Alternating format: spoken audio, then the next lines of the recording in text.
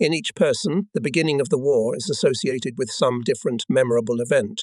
Maybe it will seem strange, but in my mind, along with memories of the first war days, always pop up in the memory of Nightingale songs. I served near Odessa on the 39th Coastal Battery. That day, the soccer team of our division went to the Oshakov garrison. In the morning, while the sun was still not so high, there was a friendly meeting. Zenitors of the 2nd Separate Division played assertively, and P-mate was the right striker. He managed to score 3 goals for us. I was very disappointed because before that our team almost always won. The hosts treated us to a good lunch. I sat at the same table with the right striker and did not look at him in a very friendly way. He, of course, noticed it. "Well, are you worried, friend?" He smiled. "Let's get acquainted. My name is Vasily Terashenko. One should know the enemy." And he immediately somehow made me feel at ease. After lunch, we walked along the shore of the estuary, took part in competitions at the stadium and, you could say, became friends. He is an interesting guy, cheerful, but not frivolous, very judicious. He introduced me to his friends from neighboring batteries: Boris Manikov, Vladimir Novikov, Mikhail Sergenko. All of them were fellow countrymen of the same age, drafted together in Piatikat Military Enlistment Center. I even envied such compatriotism. I had only one close comrade from my hometown, Sasha Marzukin. 2 officers passed by us. One of them was young, handsome, black-haired, a real eye-catcher for our lieutenant, commander of the firing platoon, Kochifov. He, said Vasily with respect, he just graduated from college, but a fighting guy. And this is Butsenko from the 15th Battery. Friends, you can't pour water on them. They saw us off at the end of the day warmly, in a friendly way. Lieutenant Kosher shook hands with everyone. "Now wait for us to visit you, but there will be no discount on your field." We returned to the battery in the evening, and then the chiefs arrived. With an accordion, friendly conversations in the club, traditional Navy dinner, dances, games in the garden. After lights out, I couldn't sleep for a long time. Nightingale trills were coming from the garden. I got up, carefully opened the window and, returning to bed, began to listen to the Nightingale songs with rapt attention.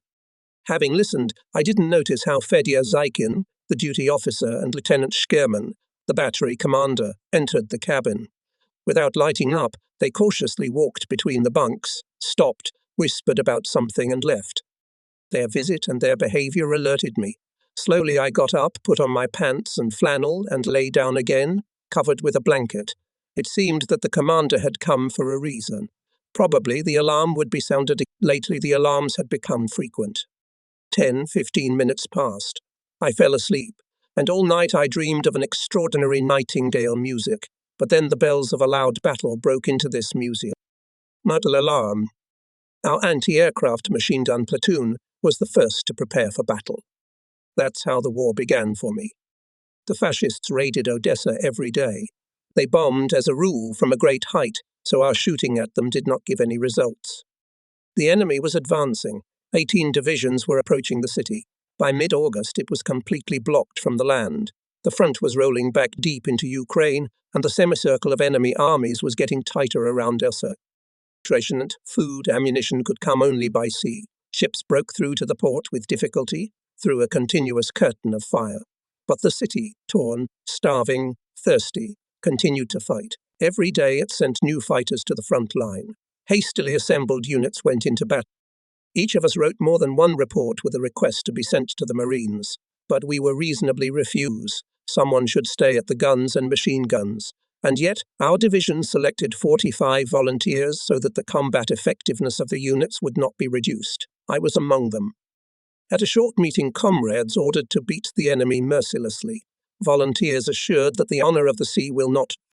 After the rally, I learned that I was appointed to command the platoon.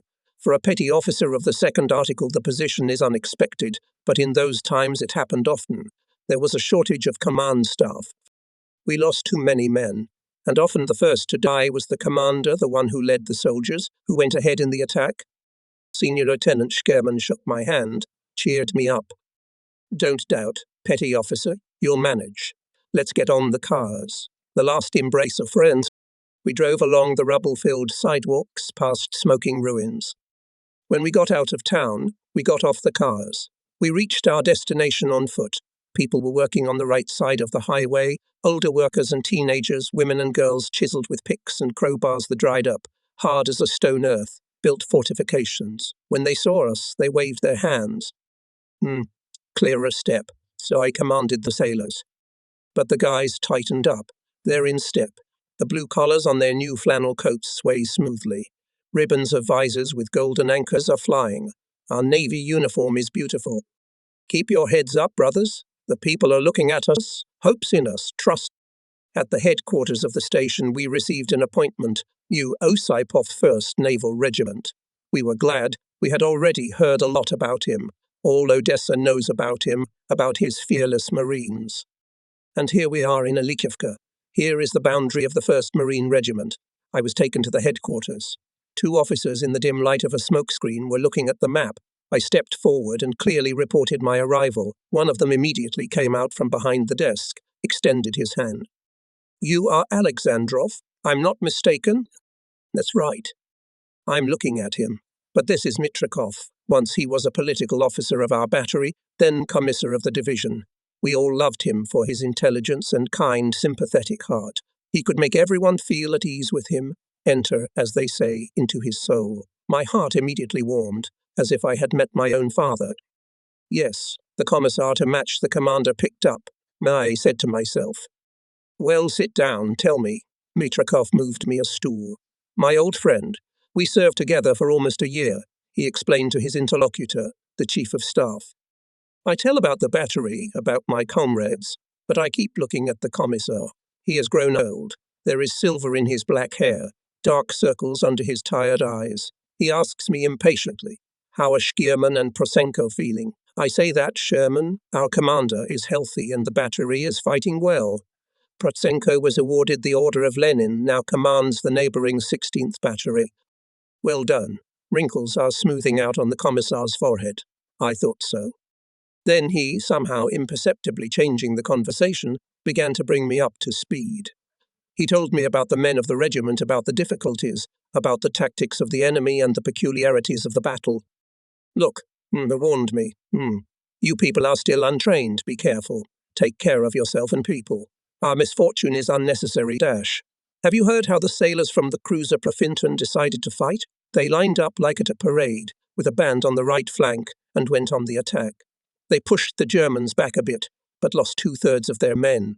That's ridiculous. The people won't forgive us for such losses. Reckless prowess only benefits the enemy. Together with the chief of staff, the commissar assigned our platoon to the 3rd Battalion and left the hut with me. Mitrikov talked to the Red Fleet, joked, in passing gave some good advice. He looked at the luminous clock face and said, It's time for you to rest, boys. I guess you've had a long day, and at dawn you should be at the front line. They're waiting for you there? Oh, how they're waiting for you. We rested in a dilapidated barn on the edge of the village. We had guards posted just in case. The sailors fell on the hay and immediately fell asleep. Neither close shots nor the glow of the flames penetrating through the cracks of the log wall did not disturb their sleep, and I keep tossing from side to side. How will I manage my new duties? I'm in charge of these boys. What do I know? We're barely trained to fight in the trenches. Who could have guessed that the enemy would approach Odessa, Leningrad? Some people think that a sailor doesn't have to think. Just follow the commands, the bosses, they say, know better. But our sailor thinks. Everyone wants to understand how it happened, that the enemy is trampling our land and we can't hold him back. We considered ourselves stronger than everyone else, but the fascists struck, and we have to fight back without tanks and airplanes. Only rifles and grenades, like in the Civil War. Something was not thought out. And now we are paying for it. Before dawn, we moved to our 3rd Battalion. It was defending along the wooded area behind the railroad embankment. The first part of the way was relatively easy. High corn well concealed from enemy observers. But as soon as we started to run across the open glade, 2 enemy machine guns started to fire at once. A sailor fell near me. Get down, I shouted. I hear moans. But it's whistling, ripping up the ground around us. I order to move on the run. We lose a few more men. We can't even crawl. If you move, the bullets come in hail. I'm frantically thinking about what to do.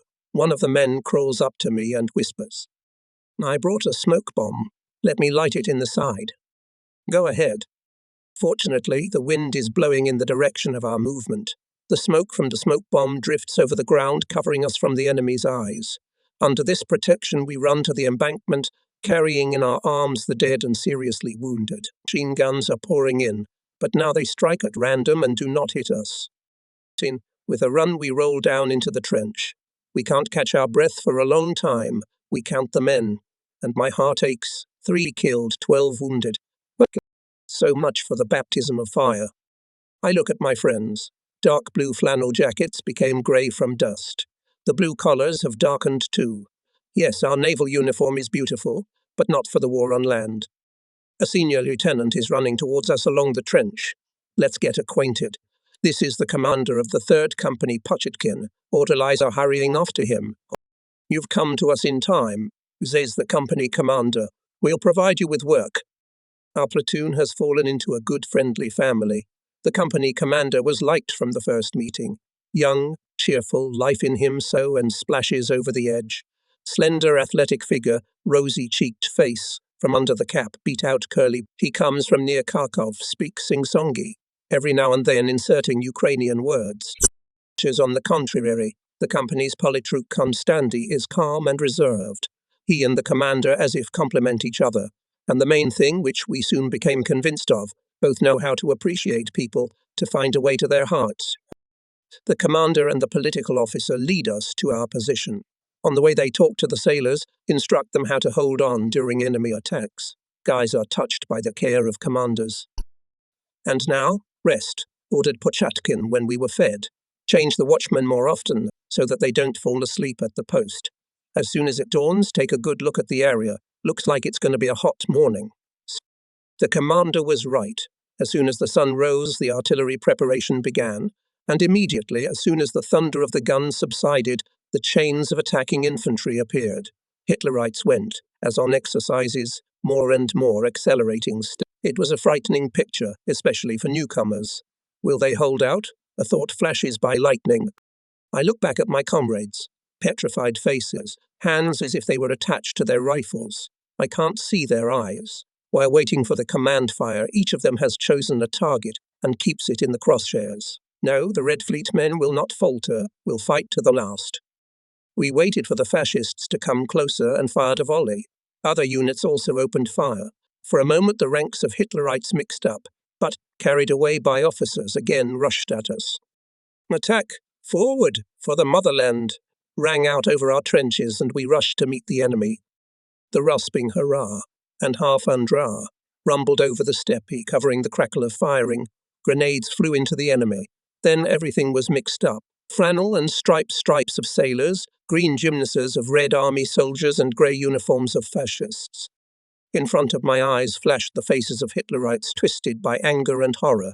A blow, and one can hear how a bayonet is thrust in with a crunch.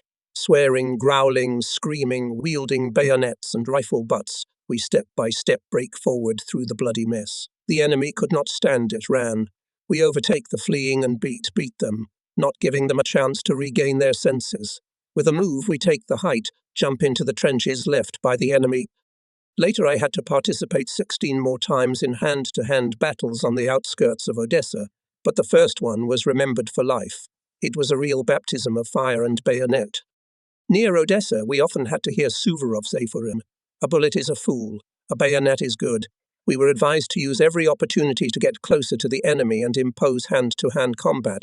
The Nazis could not withstand our bayonet blows. At that time, neither I nor my comrades somehow did not have to think about why we had to resort to the old-fashioned tactics. And one of the reasons was lack of weapons. Some of us had training rifles with drilled barrels. The holes have been patched, but it's still not safe to shoot.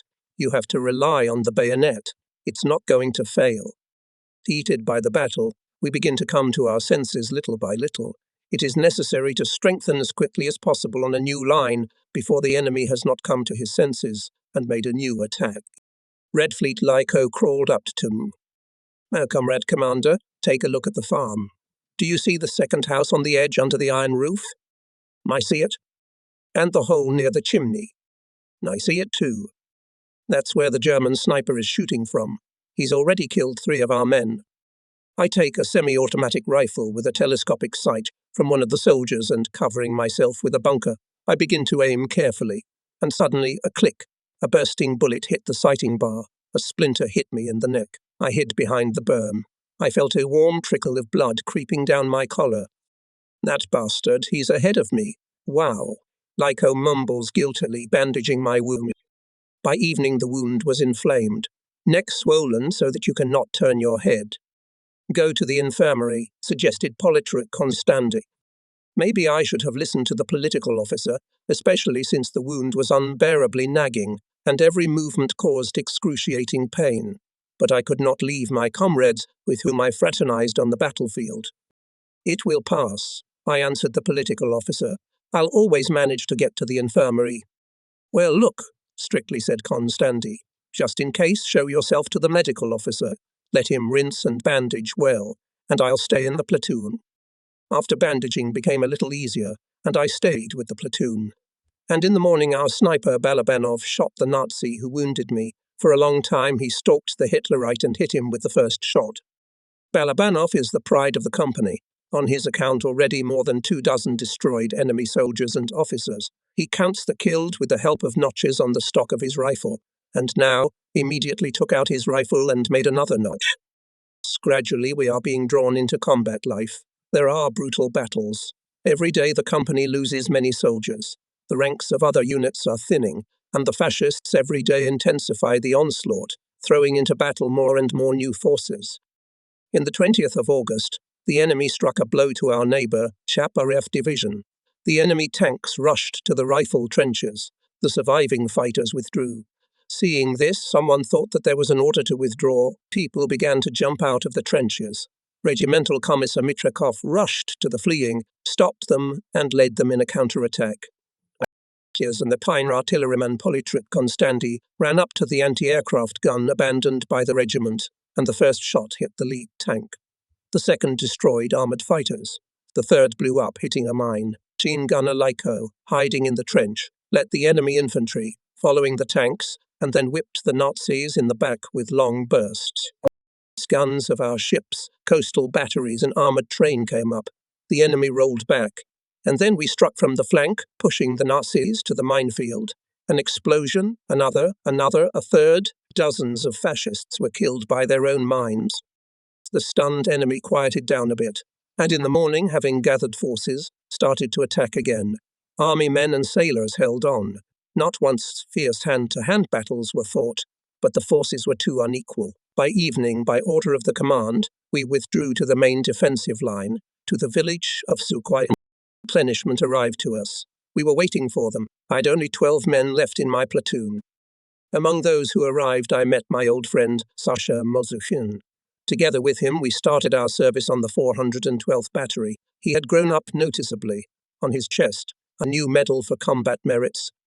How my first words, of course, about my native battery.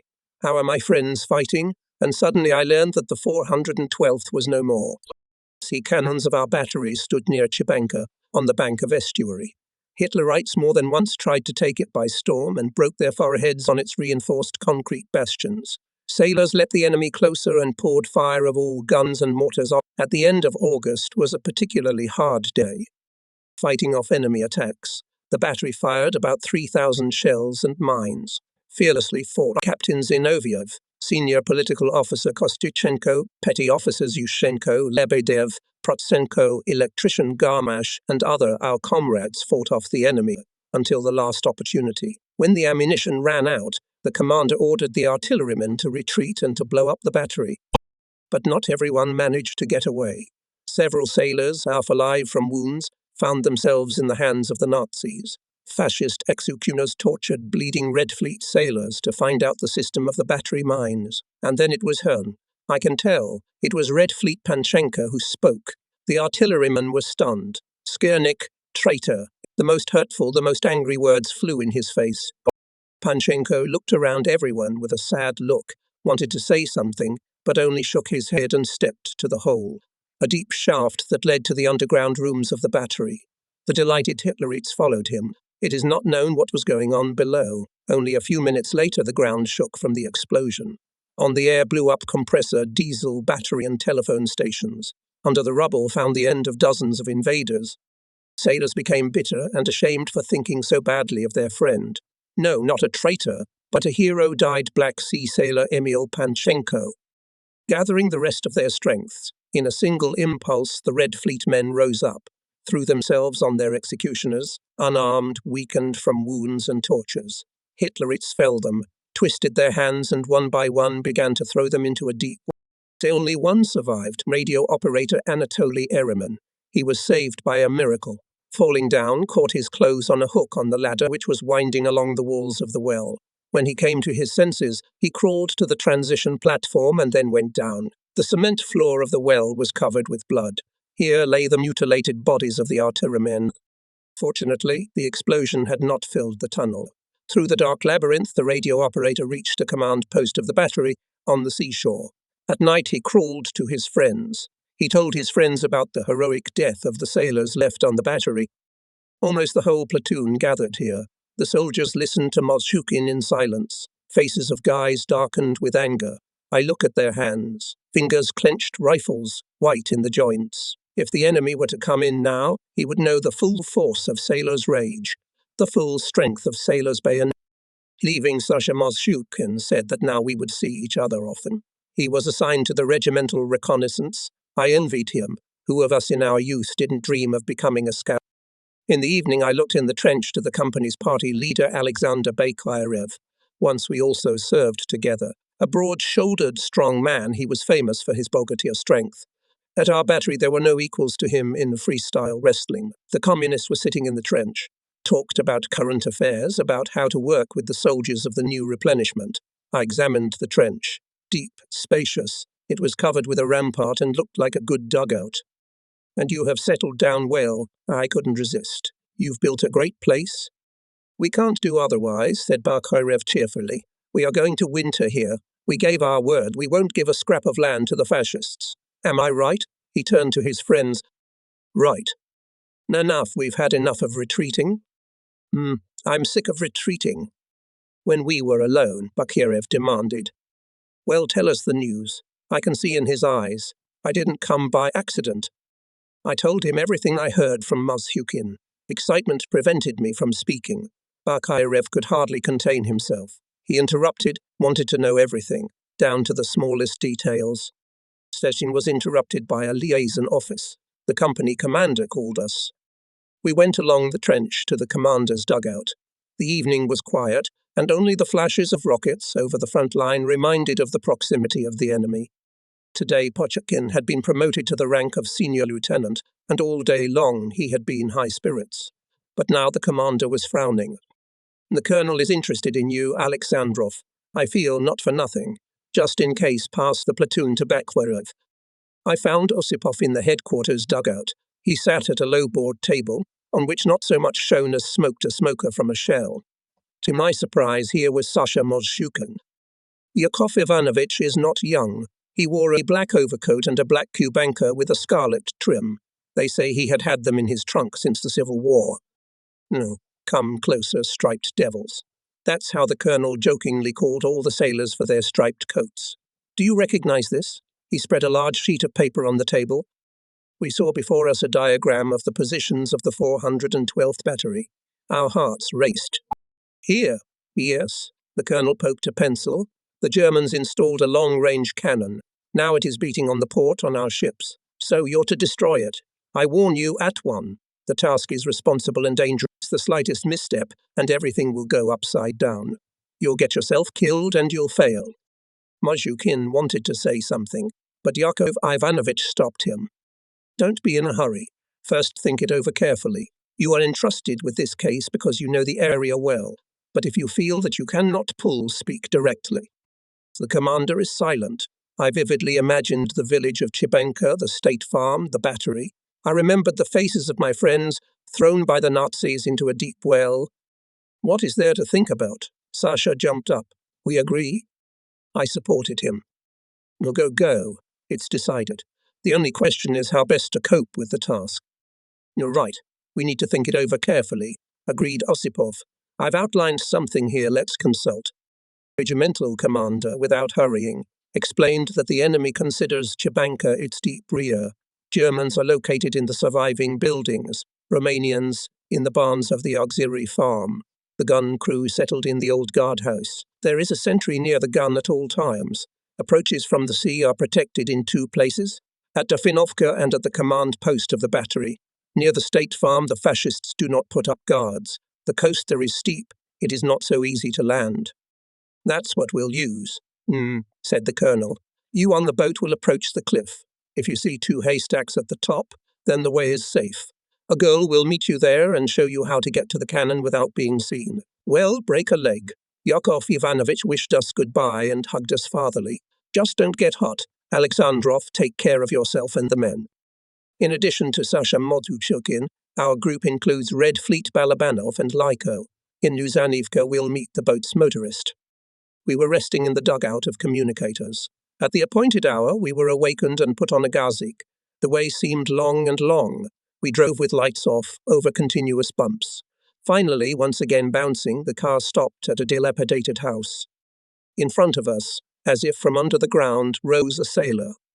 "Meet me, duty officer." The Osipovs have arrived, the driver said to him. The sailor took us to the pier. Here the motorist was waiting for us. A short, but as it was felt by the handshake, a strong guy. Nikolai Solomakin, he introduced himself. The namesakes, then. Well, won't your amphibian let us down? In no case, comrade commander. Everything is checked to the screws. Besides, the oars are ready. Nee, do you know the shore well? Every rock. In the darkness I couldn't see the guy's face, but I liked him from the first words. The motorist helped us down into a small boat that was bobbing at the dock. We checked our weapons, explosives, fuses, cord. At exactly midnight we set sail. Bouncing on the waves, the boat picked up speed. Do you think they won't hear us? I asked the motorist. Absolutely not, he answers with his favourite phrase. Judge for yourself. The wind blows from the shore. 1. The surf is noisy. 2. And by own invention, muffler. 3, so we'll pass freely. Not a motorist, but a treasure. On the left side, a garland of flares went up over the shore. There was the clatter of machine guns, and then silence again. The front line has been crossed, Mylabanov noted. Now we are going along the coast occupied by the enemy. It's pitch black.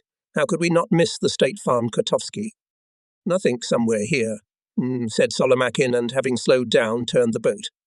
I ordered to turn off the engine and approach the shore on oars. The murmur of the surf is getting closer and louder. Here it is already rumbling around us. The boat is picked up by the wave and dropped on something soft. Sasha Mozhukin, who was sitting on the bow, jumped into the water and pulled the boat to the shore. Balabanov did not have time to remove the oar, and it, caught between the rocks, broke. The sound was as deafening as a clap of thunder, so everyone involuntarily ducked. The boy started to justify himself. He was shouted at. Mike you. They listened. Everything is quiet. On the precipice against the dark sky, 2 bunks are blackened. All right, Sasha found a steep path. We climb up it. A shadow moved near the nearest barn. Sasha whispered the password. Wave. Surf, a thin girl's voice answered quietly. A small, almost childlike hand found its way into my palm. Despite the darkness, I recognized an old acquaintance, Vera Prochenko. When we served at the 412th Battery, she worked at the state farm. The girl lost her mother early. Her father was an incorrigible alcoholic who drank all his earnings. 2 younger brothers were in Vera's care. Batarians pitied the girl, helped her as much as they could. As a sign of gratitude, she washed our white uniforms and work clothes. How do you live, Vera? I asked. The girl answered that the Romanians did not touch her. They hired her as a cleaner in the canteen. She and the kids are still living in the same state farmhouse. Noticing that we were looking around, Vera reassured us. Don't be afraid, there's no one. A lot of Romanians arrived yesterday. They must be newcomers. They hadn't fought yet.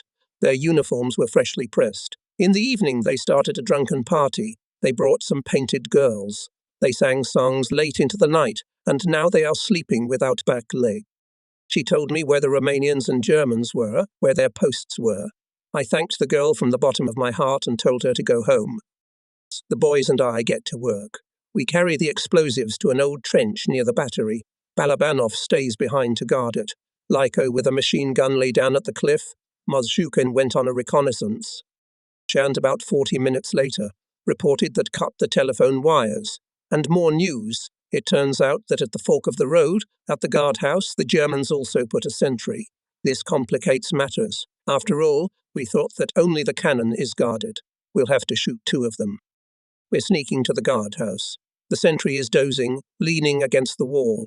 A blow and he's on the ground. He didn't make a peep. Our Sasha is clever. We crawl to the cannon. The sentry walks back and forth, purring to himself, and he was killed without a murmur. We quickly mind the cannon. Sasha is watching the road. I'm pulling the cord. My hands are trembling. Blood is pounding in my temples. Faster, faster. The matches are breaking. Finally, the cord sizzles. Run. The path leads past the hole. We stop running for a second and look into the black abyss. There, at the bottom, lie our comrades. I pull my cap off my head. We'll give a good salute now in your honor, brothers. Let's keep running. We're hiding behind a pile of stones, and still no explosion. Is something wrong? I want to go back and check it out. But then everything lights up. A hot wave hits us in the face, in the chest. We're blind and deaf. Shards of rock fall on our shoulders. Now hurry to the shore. The thunder continues behind us. Already over the cliff I look back. Where the cannon was standing, the clouds of fire and crimson smoke are rising. These are shells bursting. And aside, what are the flames? The guardhouse, the stables. We hear shouting, shooting. Bullets whistling above us. Rockets exploding into the sky. Tentacles of searchlights searching the shore. Scraping our legs and arms, we roll down the cliff. There's the boat. All in place. I ask Solomakin. No, Mozhukin missing.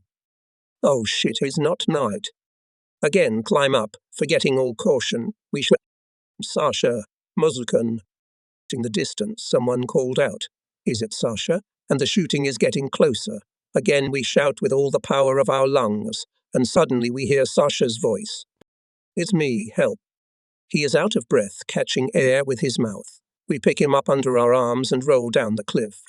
Mines are already exploding on the shore, and Lyko is still on the cliff. He fires long bursts of machine gun fire at the black figures that have emerged from behind the hill. Lyko down, Oi Iko down. I shout to him. A groan comes in reply. Balabanov and Mozhukin are climbing the cliff again. They carefully lower down the wounded machine gunner. Turning the boat, we give full speed. High waves obscure us from searchlights. This is our salvation.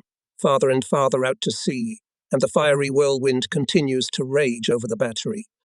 I'm pouncing on Sash. Where have you been? It turns out that when he was still lying, covering the road, he thought of setting fire to the stable.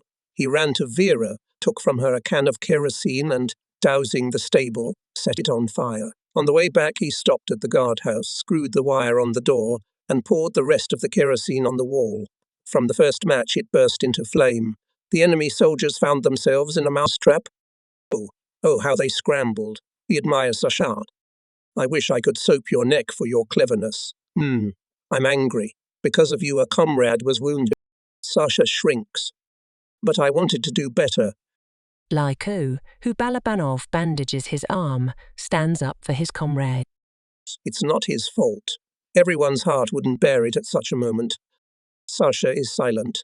I feel sorry for him. I push him lightly with my shoulder. Okay, that's a lesson for you. And in general, friends, we did a good job. So the commotion in the enemy camp didn't stop for a long time. The Nazis probably thought that a big landing force had landed in their rear, and we were already approaching Luzhnivka.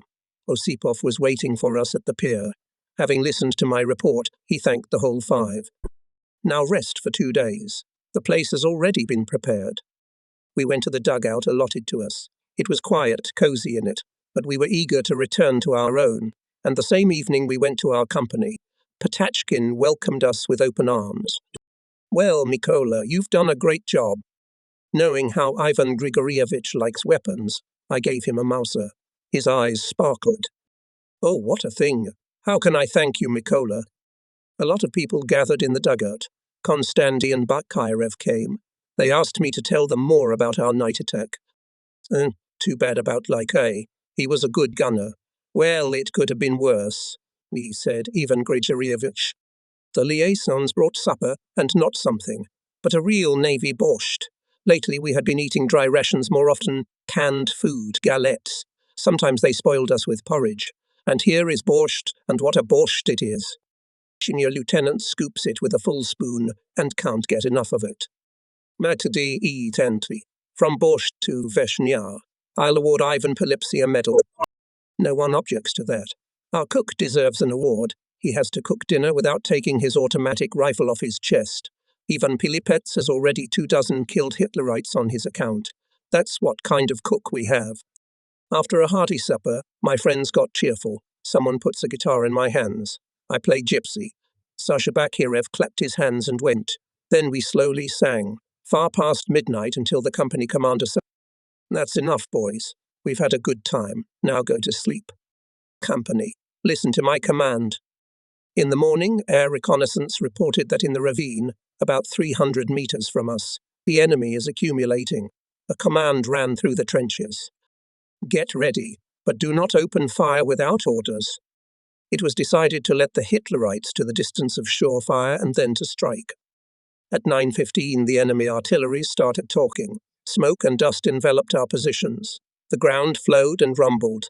Soldiers lurked in trenches, waiting out the barrage of fire. At the moment of the most fierce shelling at the battalion's ski peak came the commander of the anti-aircraft machine gun installation, Grigory Chernov, a desperately brave, resourceful guy. The machine with the installation stood in a safe shelter behind a railroad embankment and came out of there only when enemy aircraft raids. "What happened? Why did you abandon the car?" worried Commander. "Yes, the case one thought, Comrade Commander. And what if we on the car now to the Germans break through to the Germans, as if we want to surrender, and treat them properly? Really, what if the Nazis realize? We'll lose our men, the car, and the machine gun. Do you know what will happen for that? I guarantee with my head, everything will be all right." And the commander decided to take a risk.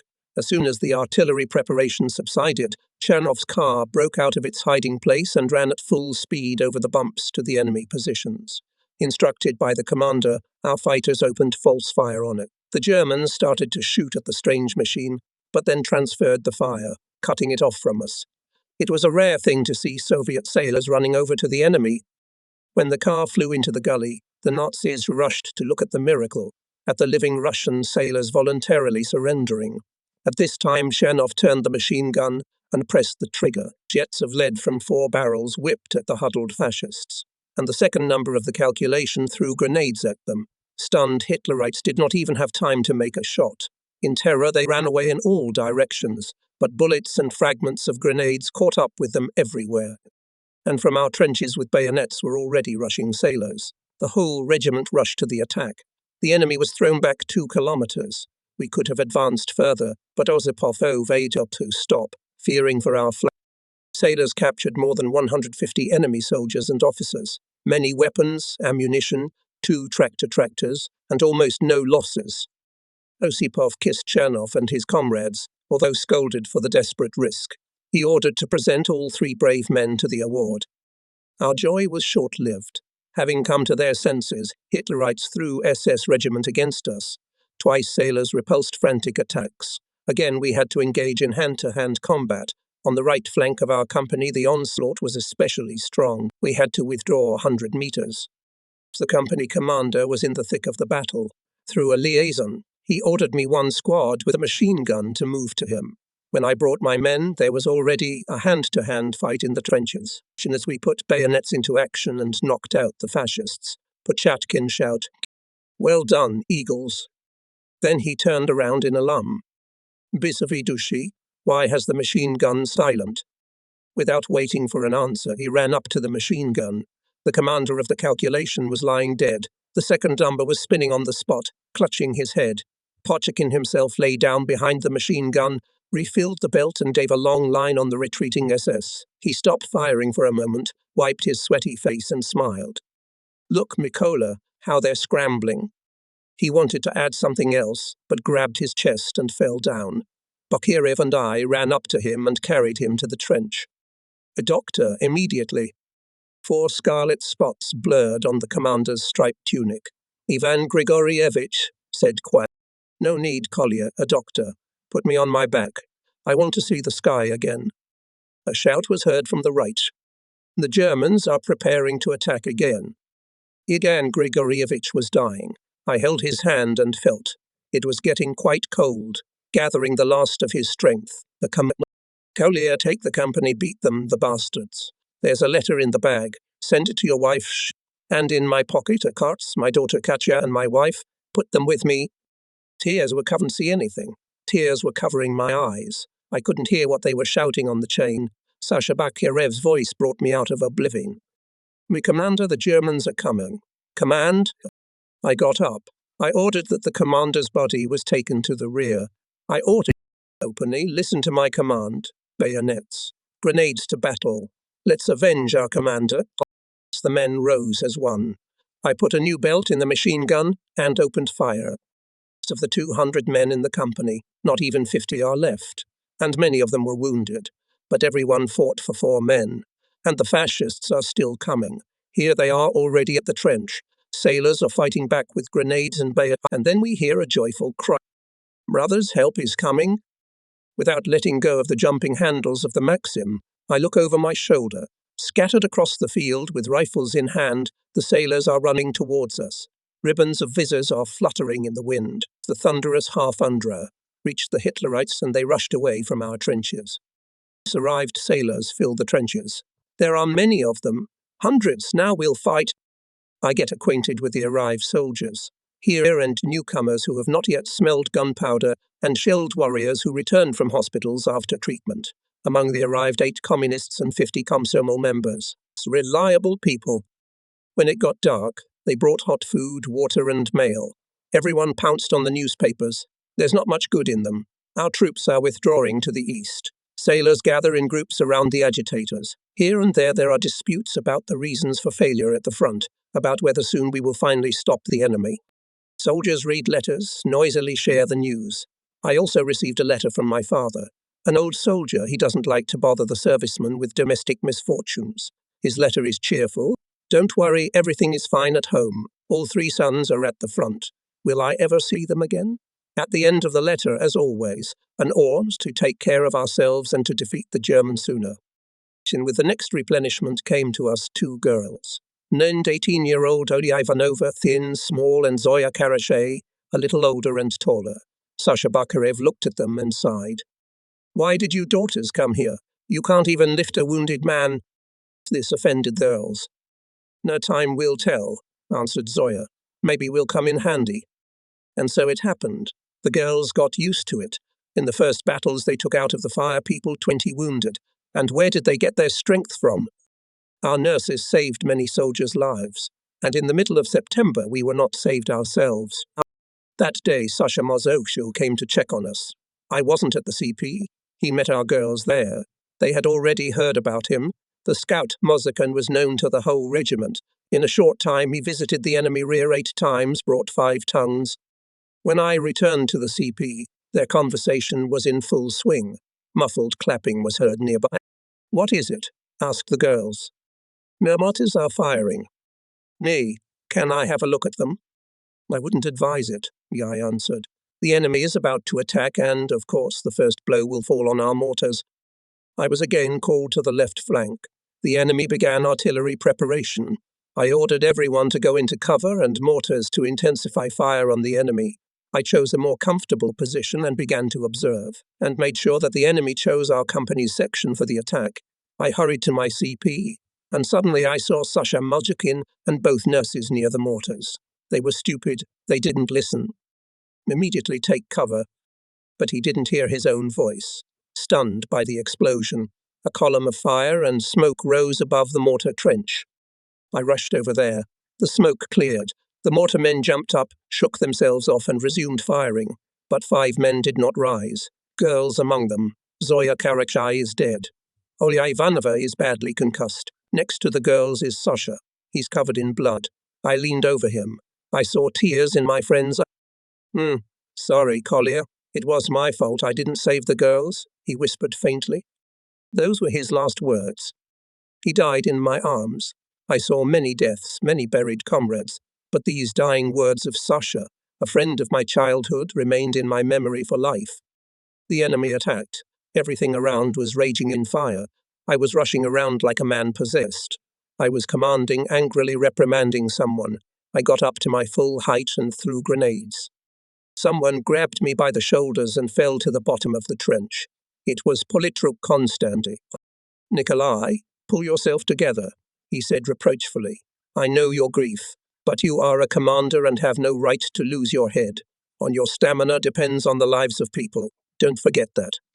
6 times we repulsed attacks, twice we rushed to the bayonet, and still the enemy pushed us back about 300 meters. A trifle, but when Odessa was an hour away on foot, it was a terrible loss. I was wounded in the leg. In the heat of battle I did not immediately pay attention, and when there was a short respite and I was able to sit down to rest, I immediately felt the pounding in my temples. "My comrade commander, you are wounded," shouted our cook Ivan Pilipet, seeing the blood on my pants. He tore my pant leg and started bandaging my leg without talking. "You should go to the infirmary. With a scratch like that, you can fight for another 100 years. I must have lost a lot of blood. My body was aching, my temples were pounding, but I got up. I couldn't get Osipov's words out of my head. I haven't heard your report. When you restore the situation, then you'll report."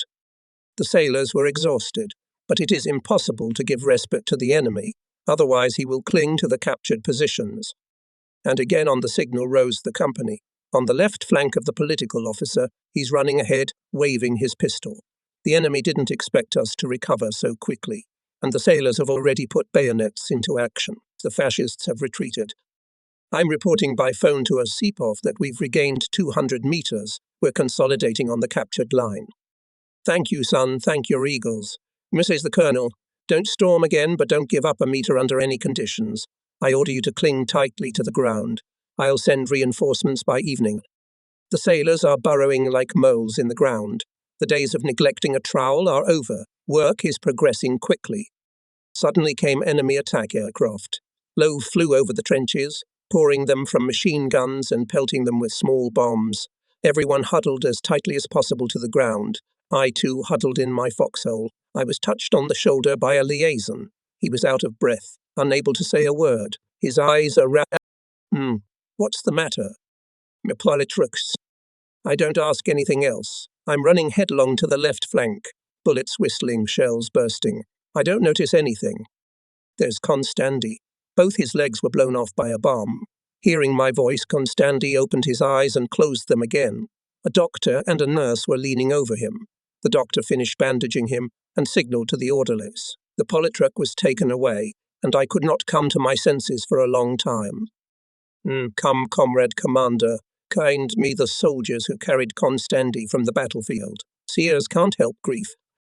I called the commissar of the regiment, suggested to appoint Bakhirev as the company's political officer. Mitrakov replied, "I agree. I'm glad that our opinions coincided. Bakhirev is a hard worker, a real communist," and quietly added, "I share your grief, Kolya. Be strong." On the morning of September 18, Colonel Osipov and Battalion Commissar Mitrakov arrived at the front line. They invited the commanders. Together they discussed how to regain lost positions. The enemy does not think that after yesterday's battle we will gain strength to attack. He has moved some of his units from our sector to the southern sector. This is what we need. The most appropriate moment to restore our positions and help our neighbours. Osipov said that the regiment's actions will be supported by shipboard artillery. To help the sailors, correctors by order of the regiment commander from our company assigned 3 communicators. At 80, the ships opened fire. For half an hour, heavy shells were digging up the enemy trenches, suppressing and destroying his fire points. Then the barrage of fire moved deep into the enemy defences. 3 red rockets soared into the sky. The signal of attack. The first to rise was Alexander Bakhirev. After him, hundreds of people rushed to the enemy trenches. The first boundary was taken without much difficulty. The Romanians rolled back. But at the second line, the Germans were entrenched. They resisted desperately. Under machine gun fire, our chains lay down. Painfully think what we cannot let the enemy come to his senses and pull up fresh forces. It is important to keep the offensive impulse of our people. And the company is lying on a flat place. We can't move. A German machine gun hits us in the forehead. I ordered my machine gunners to move to the flanks, Sniper Balabanov, to remove the calculation of the enemy machine gun. A few minutes later, our mortars opened fire. The front line was covered with smoke. I signaled to attack and rushed forward. Something hit me hard in the right thigh. I fall. Bullets kick up dust balls near my head. I try to crawl, but I can't. A savage, inhuman pain runs through my whole body. With difficulty, I raise my head and see how our attack is choking. A hurricane of lead pinned everyone to the ground. 2 steps away from me is a hollow. I exert all my strength and roll over to it. A swarm of bullets whistles over my head, but it's too late. I'm already in cover. Cautiously, I look out. Well done, Bakhirev. He still led 2 platoons into a low-growing woodland, sheltered them from enemy fire. The enemy machine gun, which prevented us from advancing, was covered by our mortars. The 3rd platoon took advantage of this and rushed to occupy the gully and the edge of the cornfield. Balabanov and 2 comrades lifted me up and carried me into the corn. The orderly bandaged the wound. Bakhirev came running in. He said that the other units of the battalion had pulled ahead and we also need to hurry with the attack so as not to lose time. "You will have to be sent to the rear," he said, "and I will take command of the company. Finish the battle, then we'll see. But now I stay with the company." Bakhirev realized that it was useless to argue, silently took me on his shoulder and carried me to the wooded area. Here, at the edge of the forest, the sailors built a stretcher out of rifles and cloak tents and laid me on them. The fight continued. To our left, the 2nd Battalion attacked. How to stop it? From the wooded area, we could see that the direction of the attack was wrong. The sailors were moving on an open place, which was being shot through. But we don't have time to warn our neighbors. I ordered to transmit to the corrective post coordinates of the revived enemy machine guns. I moved my machine gunners to the left and warned them not to open without a command. My fears were justified. When the 2nd Battalion came to the plain, the fascists opened a furious fire. Caught by surprise, the sailors rushed back. I feel the anxious looks of the soldiers. Why are we slow? And I'm waiting for the Germans to be on an even ground. They don't suspect that we are hanging on their flank. I give the signal. 6 of our machine guns are whipping into the Hitlerites' backs. They hit at point-blank range, mowing them down like grass. The surviving fascists turn back, but our company rushes in front of them. 2 platoons with Bakhirev at the head have already occupied the trenches just left by Germans, and from here, from a shelter, shoot at Hitlerites panicking. I was transferred to a new line. In the heat of battle, I forgot about the pain. They reported that our attack was supported by the 3rd Battalion. The recovered units of the 2nd Battalion moved forward. We ourselves did not expect that everything would turn out so well. The Germans, caught in the sack, stopped resistance. We took 50 prisoners. On the battlefield, there are 70 killed and wounded Hitlerites. Part of the enemy soldiers scattered across the cornfield. Sailors fished them out there. A lot of trophies fell into our hands. Machine guns, rifles, ammunition. We're occupying the State Farm village. That's where Colonel Osipov found me. "Now you've done well, striped devils." He said instead of greeting me. "I was scolding you when you were lying down in a wooded area and did not support the attack of the 2nd Battalion. And you, it turns out, such a cunning maneuver. It's uncomfortable to lie down in the presence of the regiment commander. I'm trying to get up, but I couldn't. My eyes went black at once. I'd already lost consciousness twice before, but each time not for long. The colonel only now noticed that I was wounded. He called a doctor. Sasha Bakhirev made me comfortable.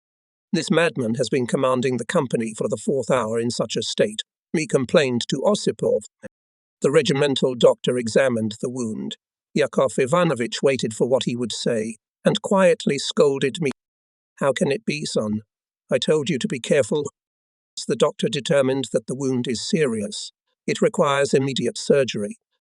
I could hardly understand the meaning of his words. Osipov bent down and kissed me, warmly thanked me for my service and wished me a speedy recovery. I wanted to answer, but my lips did not obey. I was given an injection against tetanus, and with the first batch of wounded was sent to the infirmary. On the way, our sanitary truck was shelled by fascist fighters, and I was hit by 2 more bullets. In Luzonovka, I was operated. I woke up in the ward. At my bedside sat a pretty girl in a white coat. When she noticed that I woke up, she chirped like a bird. "Here we are alive, brother, and everyone was afraid for you, the doctors and Osipov. He is always interested in your condition. The girl spoke to me like a child, affectionately and patronizingly. Let's get acquainted. My name is Lisa. You and I are now blood brother and sister. I gave you 400 cubes of my blood. Right during the operation, you were very, very weak, barely a soul in your body. Don't you want something? I do, Lizanka. I really want to live. The next day we were taken to the port, to the ship Soviet Armenia.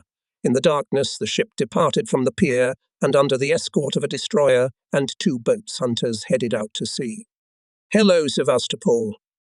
In Sochi Hospital had to lie about a month. It was the city of my youth. Here, before I was drafted to the Navy, Sasha Mozhukin and I worked at the power plant. Almost every day, friends and comrades from the Komsomol committee came to the ward. Everyone was saddened by the news of Sasha's death. He was very much loved at the power plant. Olya Ivanova, our nurse, was with me. She was slowly recovering from a severe contusion, stammering and hard of hearing. Olya sat near my bed for a long time, taking care of me like the most affectionate nurse. And one day I was told that some old woman had come to see me. It was Mum. She found out I was in the hospital, and now she's come from Krasnodar. Mum, it's been 6 years since I've seen her. She'd lost a lot of weight over the years. Her hair has turned completely white. Her face is riddled with deep wrinkles. I stroke her heavy hands with their bluish branches of swollen veins and rough, coarse skin. For me, these hands are the most tender and the most beautiful. 3 sons and 2 daughters were brought out and brought to the people these hands.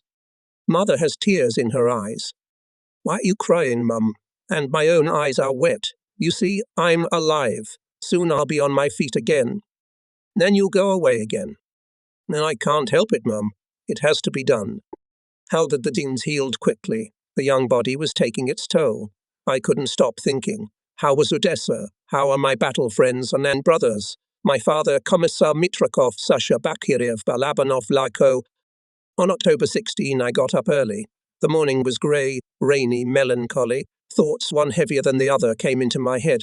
I would sooner be discharged, sooner to Odessa, to the regiment. One of the neighbours turned on the loudspeaker. They were broadcasting the latest news. From the Soviet Inform Bureau, Levitin said, as always, measuredly and clearly. Some subtle alarming intonation in his voice made him wary, and suddenly, by order of the Supreme Commander-in-Chief, our troops have abandoned the city of Odessa. I thought I'd misheard him.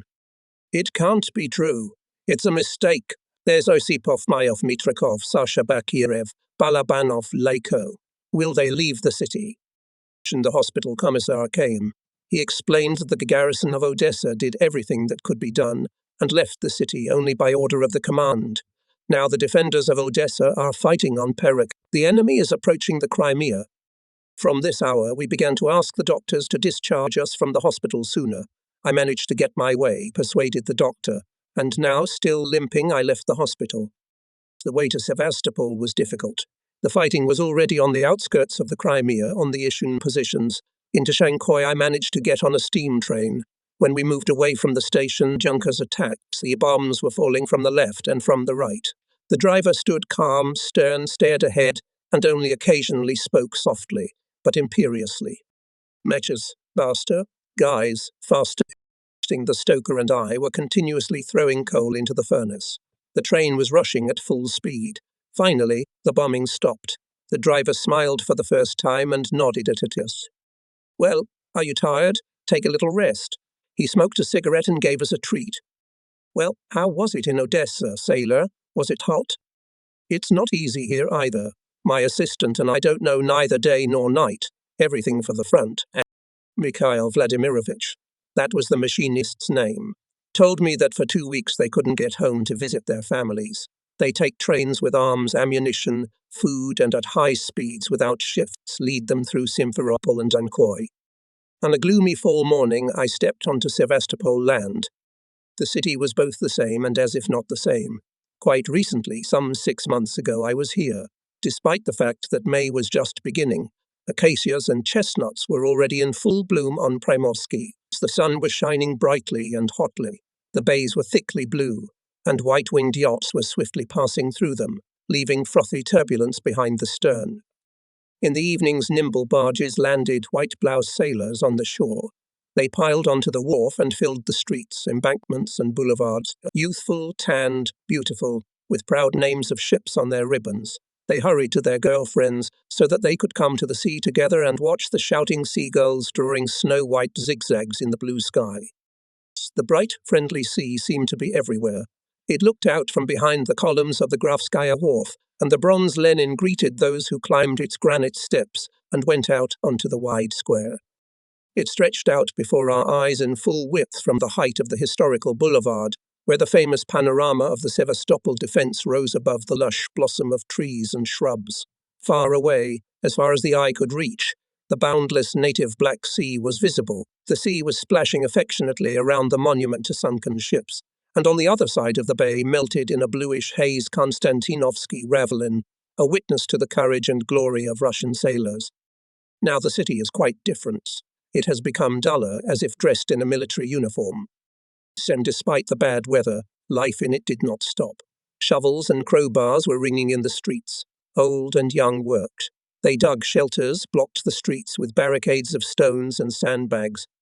On Malakovaya Mound, historic boulevard, and on the outskirts of the city, sailors and soldiers built dugouts, dug trenches and communication lines in the stony ground. In the bay froze grey, bristling gun barrels, warships. On the wharf, a continuous stream of troops descended, unloaded tanks, cars, guns with ammunition. Red starfighters were barreling over the city. Near the Grafskaya Pier, people crowded at the loudspeaker, listened to the news bulletin. Above Primorsky Boulevard was still heard the cry of restless seagulls. On one of the alleys I stopped at a large gallery of portraits. These were the heroes of the Perikop battles, who steadfastly defended the issue positions. From the first portrait looked a young round face in a steel helmet, eyes slightly squinted. In his hands, an automatic rifle thrown up. On his shoulders, through a cloak tent. Red Fleet Konstantin Ryashentsev in one battle destroyed several fascists and saved the commissar from death. Read in the caption to the photo. For this feat, the brave fighter is presented to a high award, the Order of the Red Banner. I looked at the courageous, strong-willed face and thought, these are the same people who stood to the death near Odessa. Now they came here to defend the Black Sea stronghold from the enemy. This fighter was imprinted in my memory as a symbol, as an image of the defender of Sevastopol. I went out to the square again. People came to the big map, with pain in their hearts, looked at the blue arrows creeping to the east, and silently withdrew. Jerky blast of alarm from the shipside instantly cleared the square and the surrounding streets. People took refuge in crevices, shelters, cellars. In the entrances of the houses appeared vigilantes of From afar came the deafening claps of anti-aircraft volleys. With each minute they were getting closer, and now they filled all around, merging into a continuous avalanche of sounds. White lambs of bursts covered the sky. Having thrown the bombs, the fascists turned back. The Black Sea fortress was ready to fight. In the Navy crew, an elderly commander, dry, with inflamed eyes, checked my documents and gave them back to me. You must first heal. You'll go to the convalescent battalion. Is that why I came here? The commander frowned at me and command. Circle around. Forward march. I had no choice but to obey, but in the corridor I thought otherwise. There's a superior over the commander. In the office of the head of the Department of Training and Manning of the Black Sea Fleet entered with apprehension. At such a high authority I have not had to be once.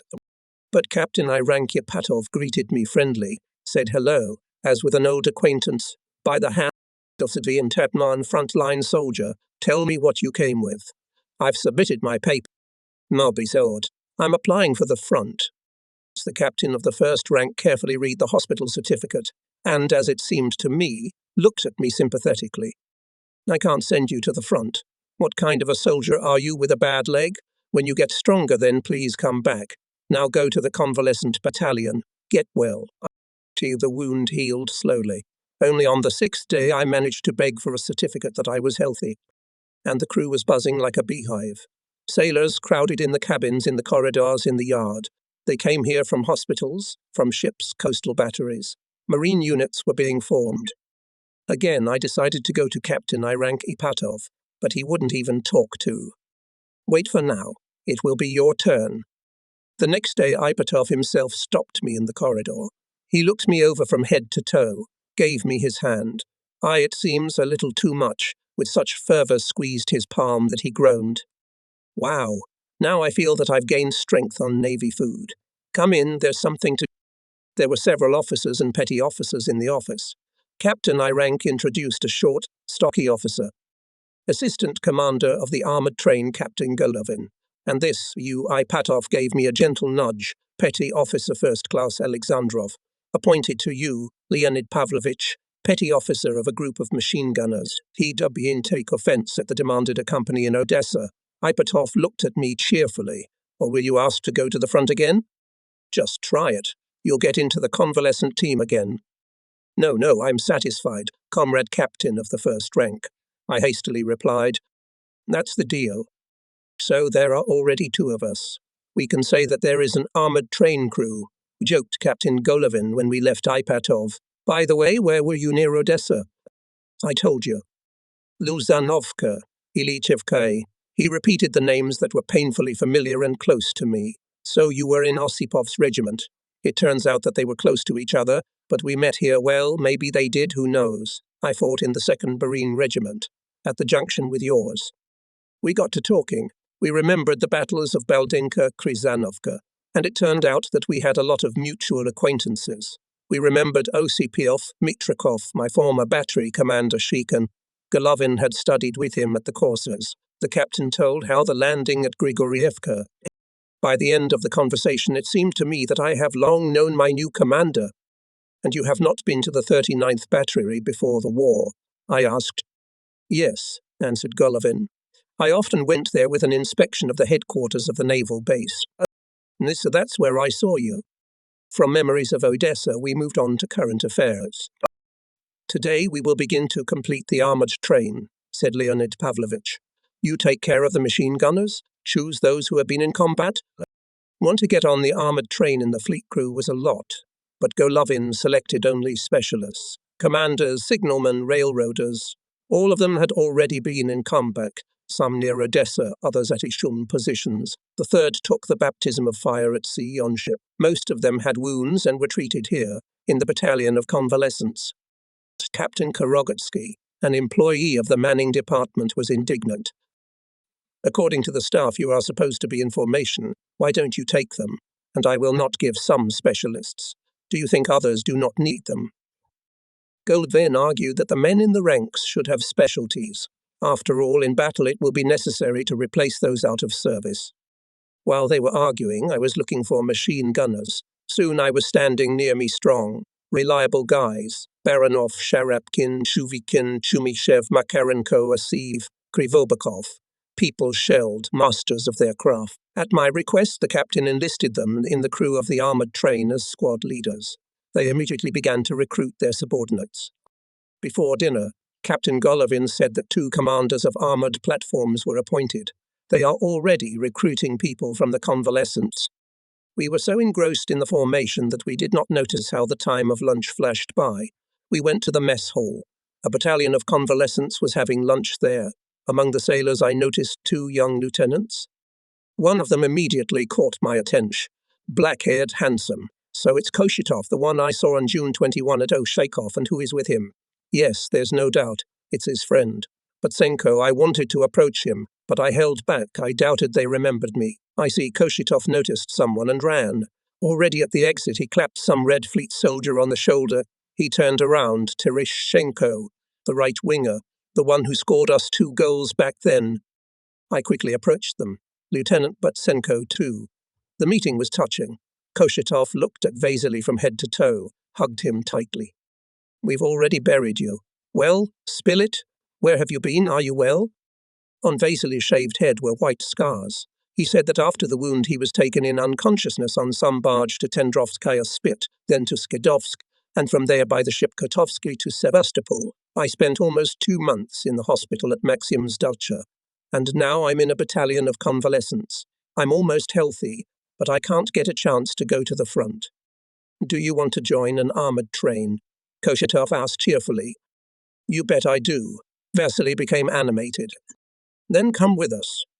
So that's who Golovin meant when he talked about the appointment of 2 commanders of armoured platforms. On the way to the barracks, Vasily Tereshchenko told me about his battery, where he served as an anti-aircraft gunner. He received his baptism of fire on the first day of the war. Fights with fascist planes flying to Nikolaev were conducted almost daily. And on August 13, the battery was detected by the fascists. Heavy artillery fire fell on it. The shells fell in heaps. One after another, calculations were out of order. At the same time, a shell fragment severely wounded Vasily in the head. Directly from the crew, we went to the Barrack Susa, so abbreviated called Sevastopol Anti-Aircraft Artillery School. Our formation, with 50 sailors dressed in bushlets, did not attract the attention of onlookers, and it seemed to me that everyone was looking at us and admiring us. Here walks the crew of an armoured. Some more commanders arrived to us. Very young Lieutenants Molchanov and Mayarov, released early from the Caspian Naval School, Commander of the Railroad Platoon Junior Lieutenant Andreev, Chief of Ammunition Junior Lieutenant Kamornik. That's the power is so many command staff. Not like in our company near Odessa. Late in the evening, all gathered in the barracks. Here another exciting meeting took place. When I painted my machine gunners on the calculations, came running excited, happy Vasily Tereshchenko. Look who I found. I look and I can't believe my eyes. In front of me are Vasily's friends from Oshakov, his fellow villagers. Malakov, Novikov, Serdienko. Everyone is alive and well, smiling, as if there was no war, no separation. 4 fellow countrymen, and all will now serve on the same armoured train. And I again painfully remembered about Sasha Molshuk. There was no end to the questions and memories. Especially Boris Malakov told a lot. It turns out that he had already fought on an armoured train that operated on the outskirts of the Crimea and was called Ordzhonikidzevets. A young sailor, about 20 years old, came up to me. He looked intelligent. His eyes were kind, his smile was pleasant, and he held himself with dignity. Immediately I could tell by some instinct that the guy had to smell gunpowder. I know you, he said, smiling. Do you remember Lieutenant Potachkin? But it's an unnecessary question. Who doesn't remember him? We were in his company together. You commanded a platoon. I took a good look at him. No, I don't recognize him. No wonder you don't remember me. I wasn't there long, just 2 weeks. My name is Ivan Myashin. I wanted to get to know this man better. It turned out that he was a teacher by profession, graduated from a teacher training college, and had already worked for several months in a school in Tambov region. In January, he was drafted into the Navy. He served on a battery on the island of Myskoye, there and met the war. On the night of June 23, the Germans mined the fairway at the island with magnetic mines, and at the beginning of August, Myashin voluntarily went to Osipov's naval regiment. Remember, our guys captured 2 Romanian tankers. I remembered that incident well. Then, shaking out the tankers' belongings from the turrets, our sailors for the first time saw the portrait of Hitler's henchman Antonescu, who was sending Romanian soldiers to an ignominious death. That day, continued Myashin, I was wounded. The bullet hit my side and spine. I stayed in the evacuation hospital until August 25, and then evacuated to Sochi on the ship Soviet Armenia. The bullet was not removed, it was postponed until better times. I still wear it to this day, and though rarely it reminds me of myself. And suddenly I thought that he knew nothing about either Pochatkin or Konstanty. So I told him how our company commander had been killed, how our political officer's legs had been blown off. Myashin was shocked by this news, though he was under their command for a short time. But apparently, he managed to love these wonderful commanders, for whom everyone was ready to go into fire and water. We were silent for a few minutes, remembering our experiences. Then he slowly raised his head, and I saw in his eyes deeply hidden pain. Why is all this happening? He asked with a kind of bewilderment and anger. Why do we fail after failure? Where are tanks? Where are airplanes? What could I answer him? After all, I myself did not give rest to these thoughts neither day nor night.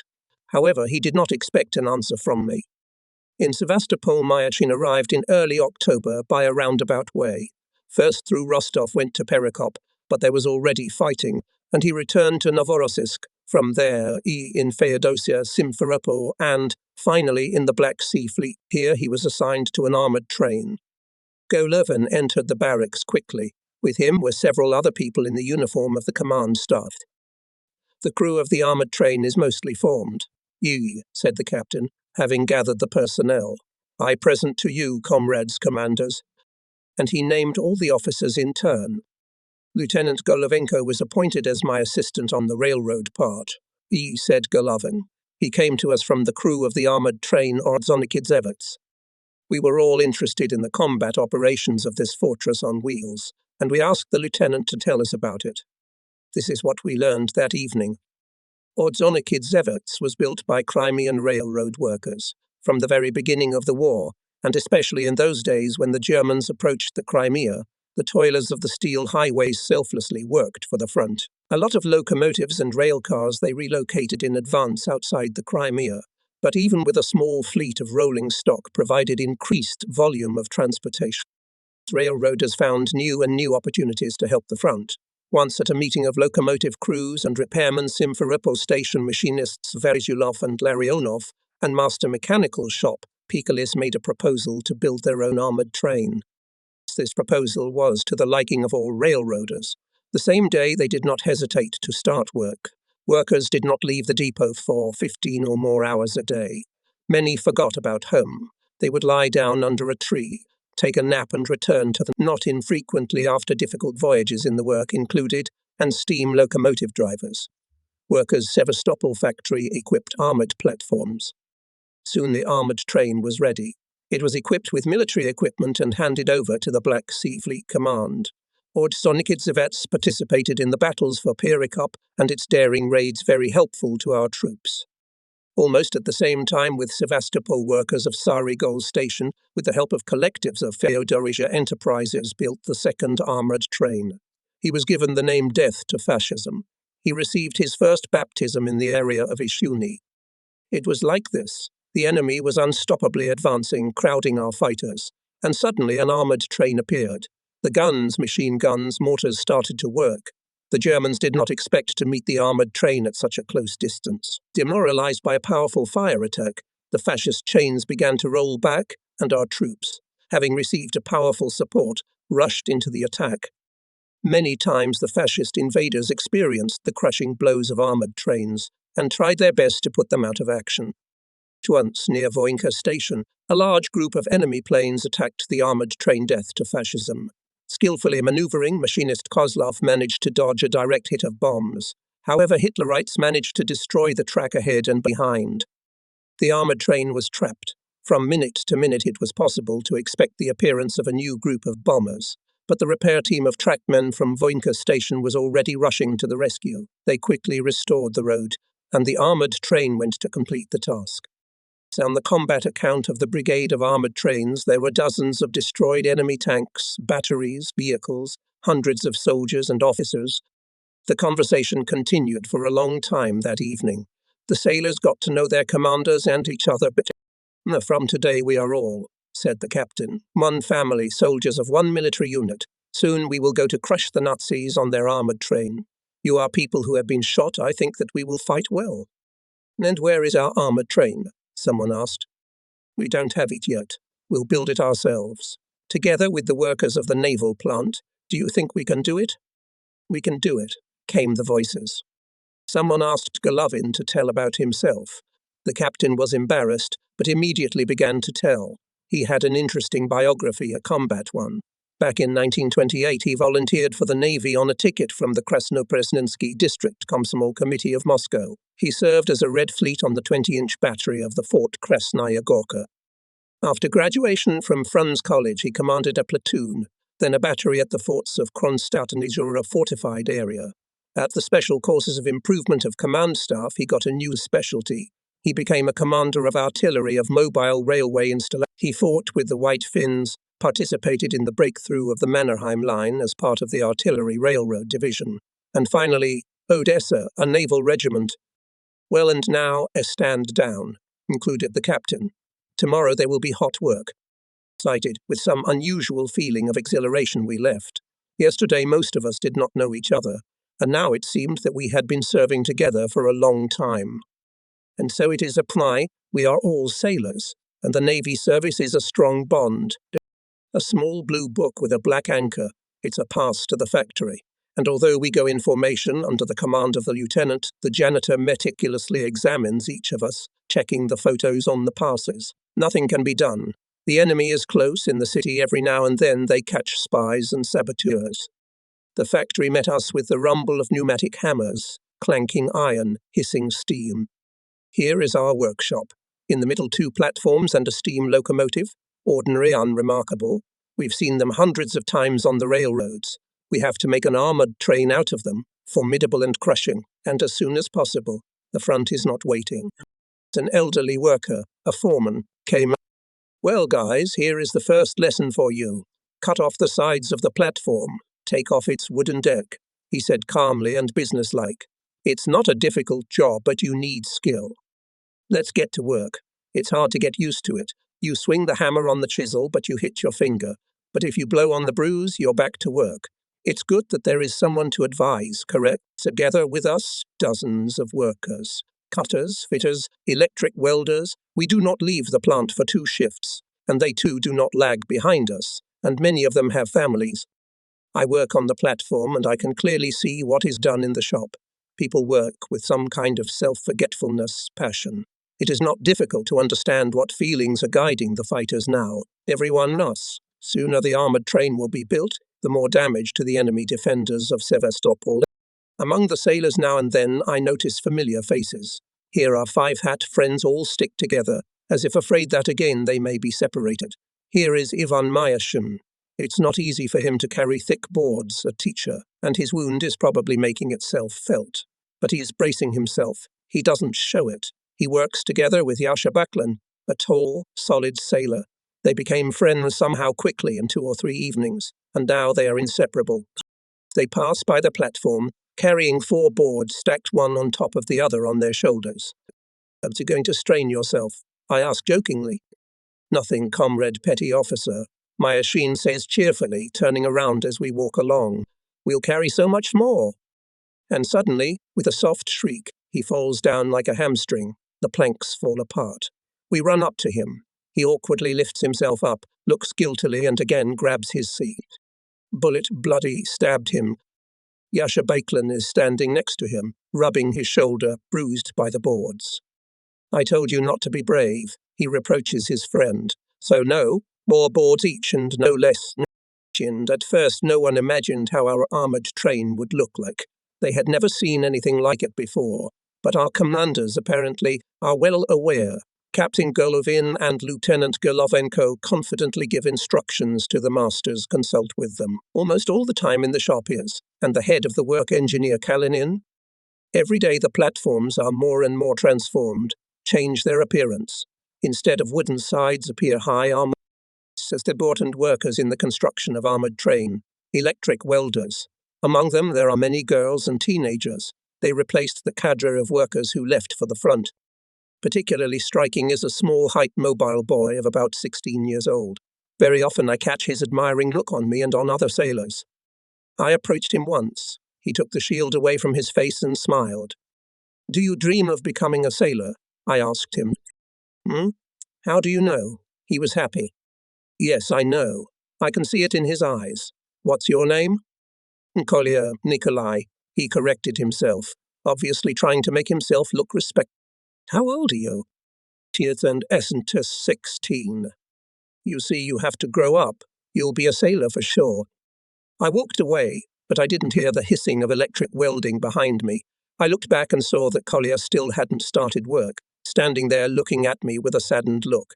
I could see that he was annoyed at his too young age. The work is boiling tense, fighting, and between work we are engaged in shooting, general and special training. Captain Golovin made a plan of classes and strictly monitors its implementation. All of us, regardless of specialty, will have to perform exercises course shooting, and not only from personal weapons, but also from machine guns and handheld machine guns. Golovin and Koshetov turned out to be real enthusiasts of shooting training. Koshetov got 2 sniper rifles for training the best shooters. A week after the start of work in the shop with Golovin came another captain. Slowly walked around the platforms, stopped near the locomotive. Siltonovin says something to him, pointing then at the armoured platform, then at the locomotive, but we hear noths. There is a terrible rumble in the shop. Several pneumatic hammers and chisels are working simultaneously. Steel is being chopped and Lieutenant Koshetov ran with the report. A few minutes later returned. Here comes the commander of the armoured train, Captain Sahakian. Also from near Odessa, he reported. At that time, sirens were howling. Nobody moved from their seats. "Why don't people go to the shelters?" asked the new commander with surprise. "But how can you make them leave?" Golovin waved his hands. "And do not want to listen." "If we pay attention to every alarm," inserted one of the workers, "there will be no time to work. And that's what the fascists want." So they worked. Explosions rumbled outside the walls of the shop, shrapnel drummed on the roof, but people did not leave their seats.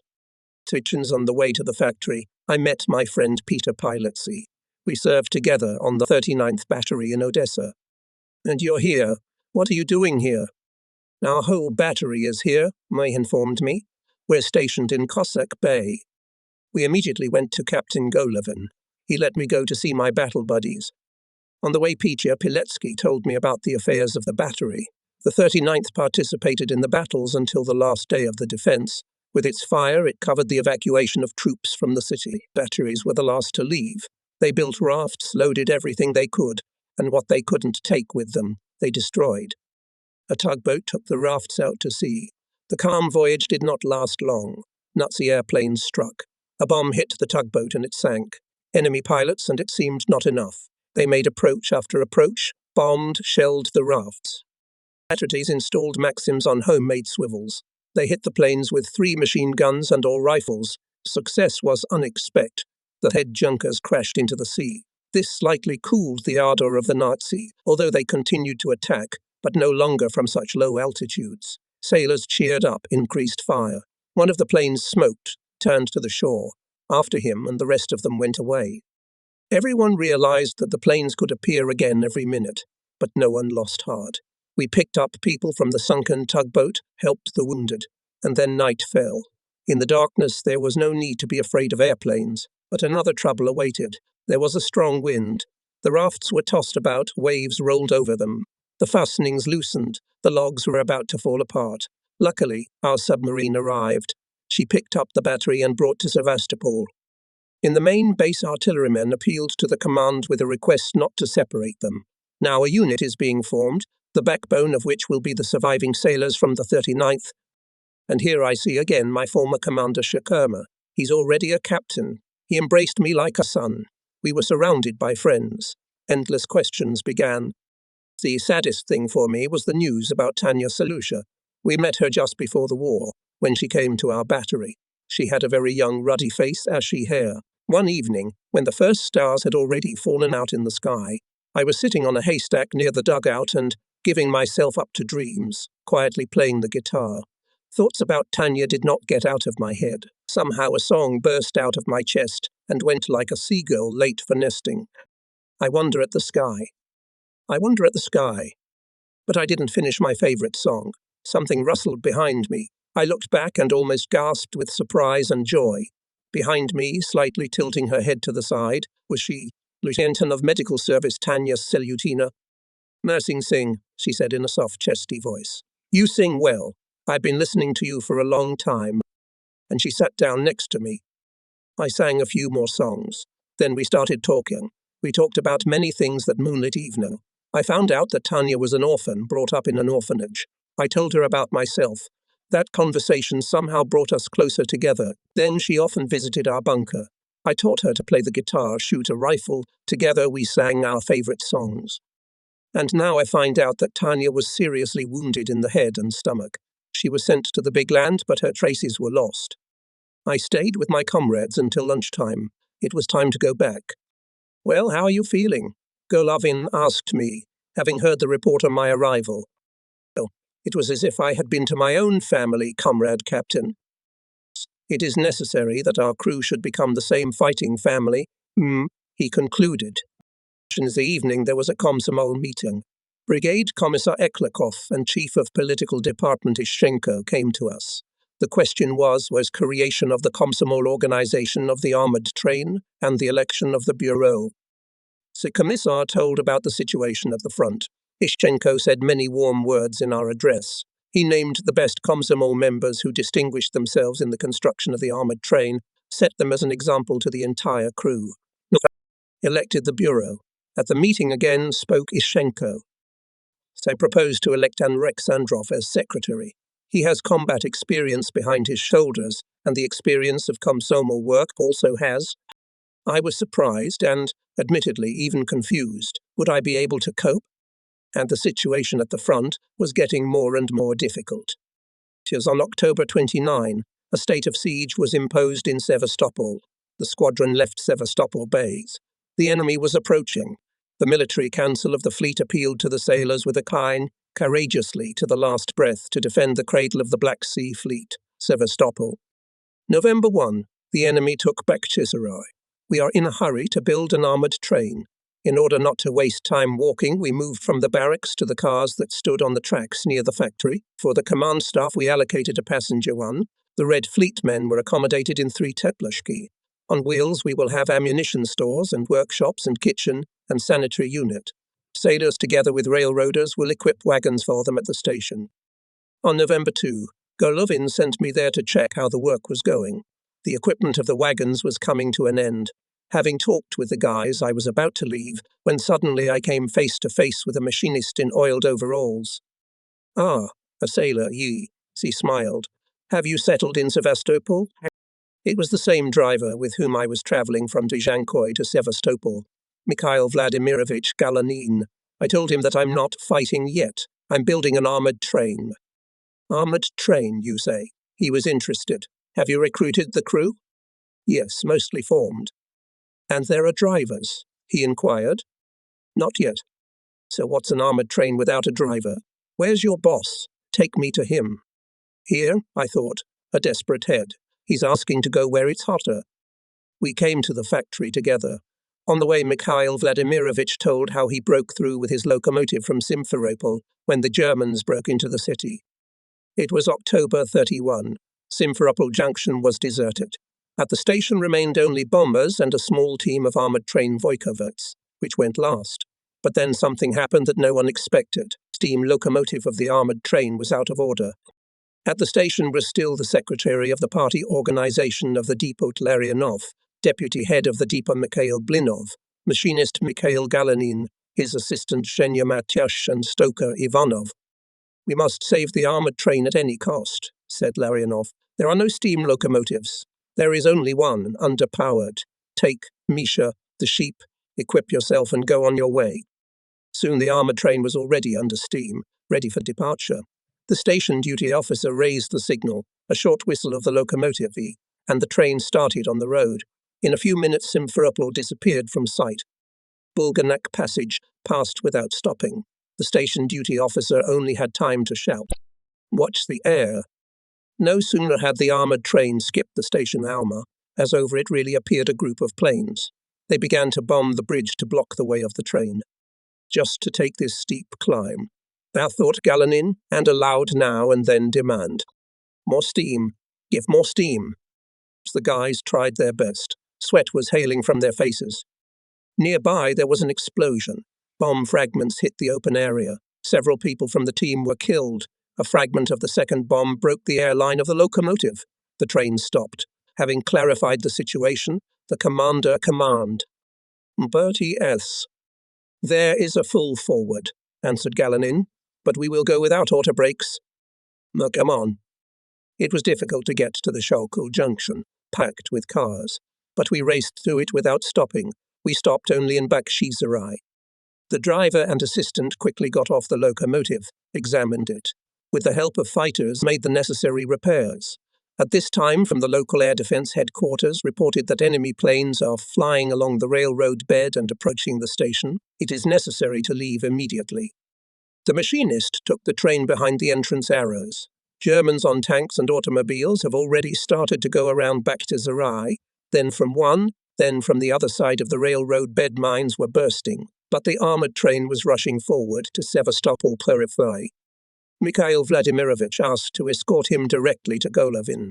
We found Leonid Pavlovich in the barracks. There reigned an anning.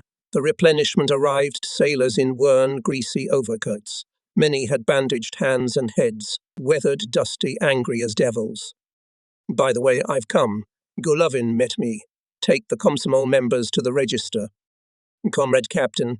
"Me," I reported. "You have a machinist, Comrade Galanin?"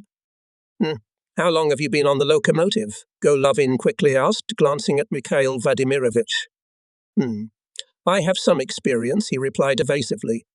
No, comrade captain, Ma intervened. He's been fighting on his steam locomotive for several months already. Ask him how he broke through to Sevastopol. All right, interrupted Leonid Pavlovich.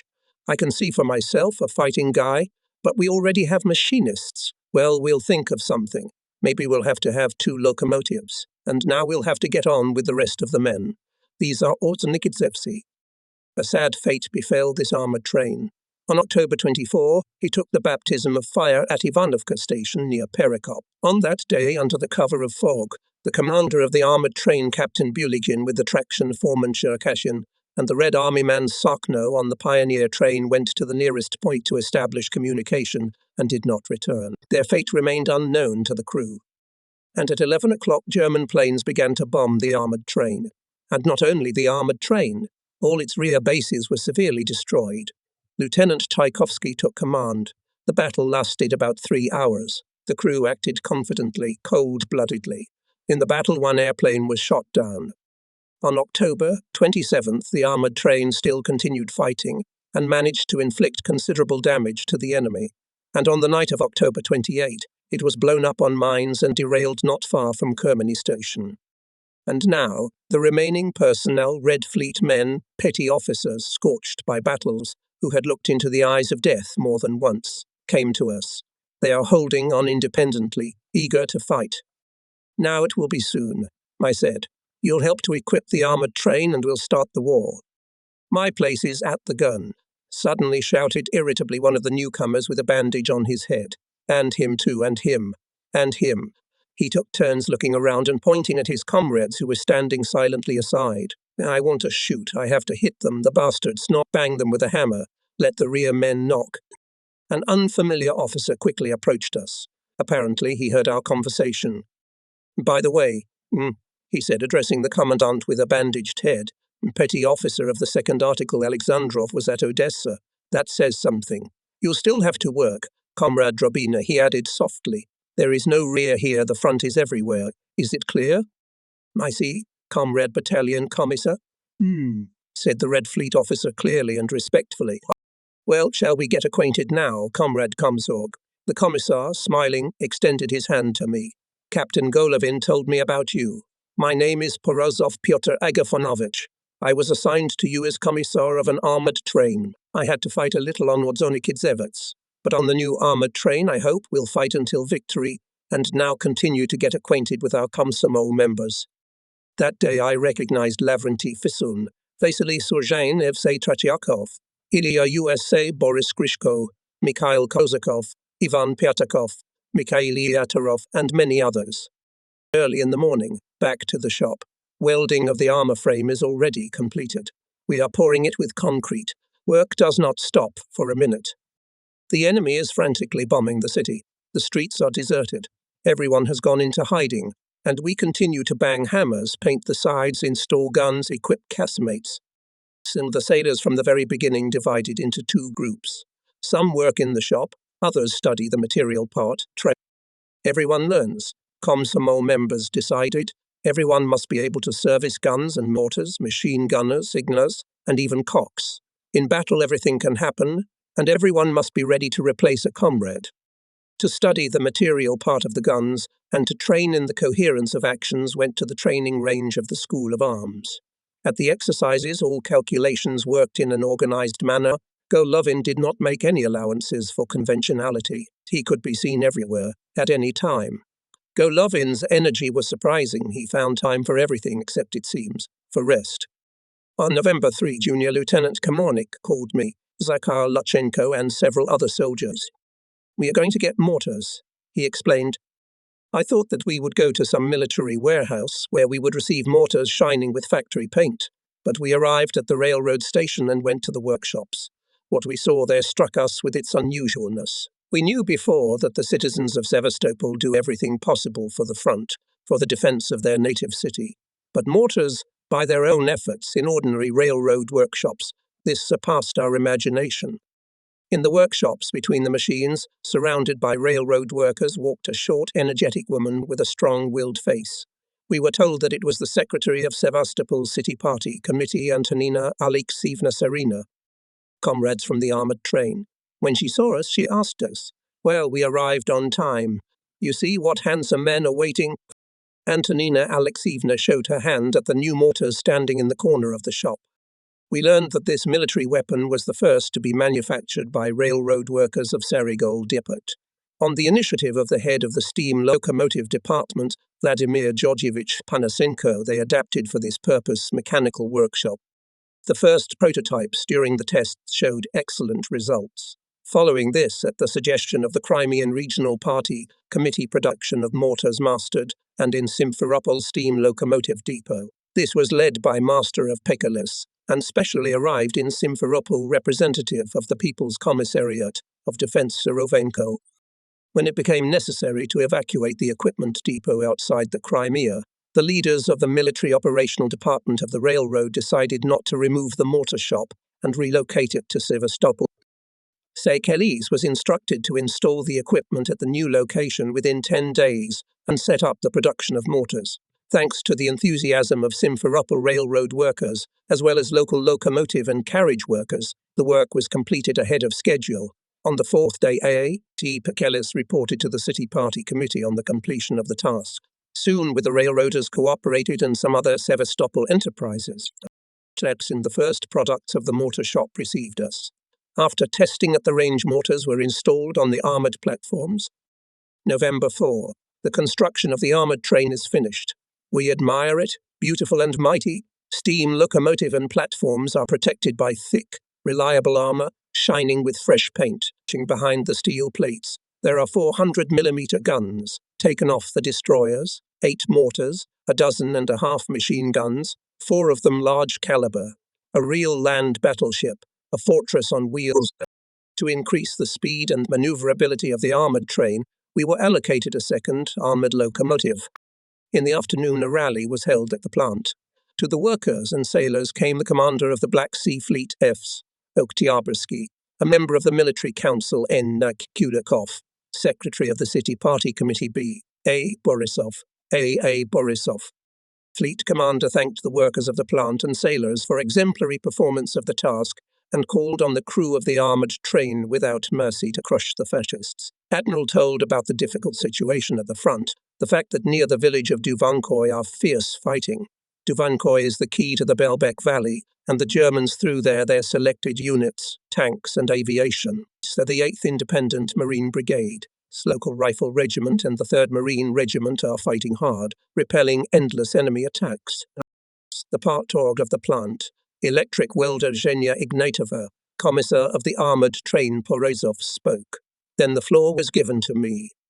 The Komsomol members proposed to name our armoured train after the legendary sailor of the Revolution, hero of the Civil War Anatoly Zheleznyakov. I said excitedly.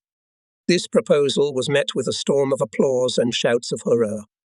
When the applause subsided, a member of the military council said, "Good worthy name you gave the armoured train. Sailor Zheleznyakov was feared by the enemies. Let the fascist invaders fear you the same way."